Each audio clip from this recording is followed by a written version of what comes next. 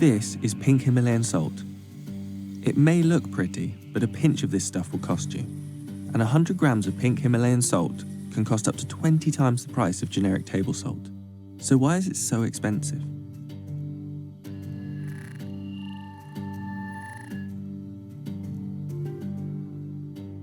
Pink Himalayan salt has gathered a cult following.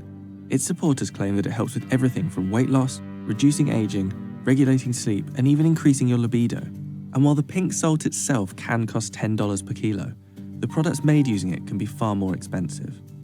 But what actually is the difference between types of salt, and where have these claims come from? To get an idea of what makes pink Himalayan salt different, we need to look at the different types of salt in the industry. Table salt is often made by drilling into underground seabeds, pumping out the salt water, and then refining it in purification plants. Natural minerals like magnesium or potassium are taken away.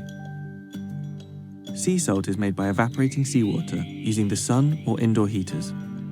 Unlike table salt, it normally has no extra chemicals added, and its natural minerals stay intact. Rock salt is different.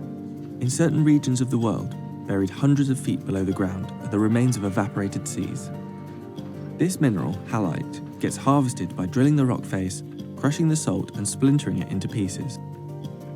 Pink salt can only be found in very few places, from the Murray River in Australia to Maras in Peru, but the supply is far from limited.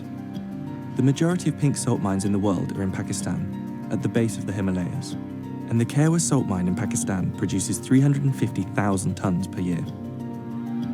So, is pink salt healthier? The salt has an estimated 84 different minerals in it, which give it its pink colour. But these minerals only make up around 2% of the salt.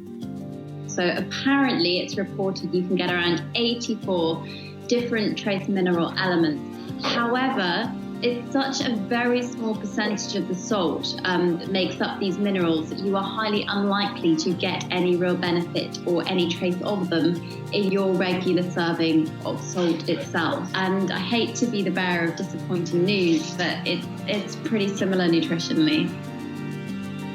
Pink salt's supposed benefits aren't just about eating it though, and many people claim it has healing properties when either inhaled or even when used as a lamp.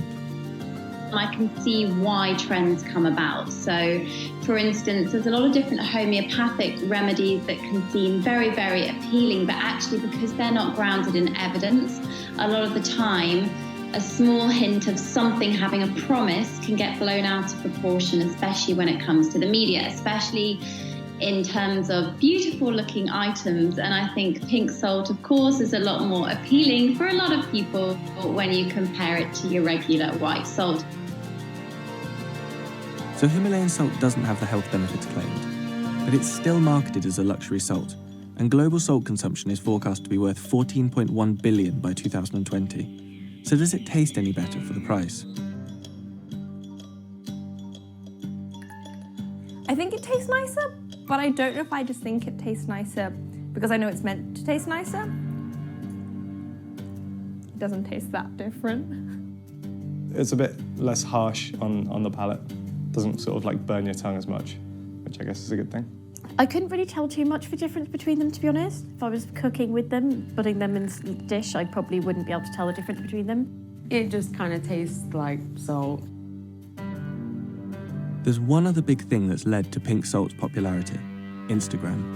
It's because Instagram is an image-based platform. So if you think about it, it's more attractive to take pictures of something that's pink naturally or something that's bright green. It's more, I would call it aesthetic food.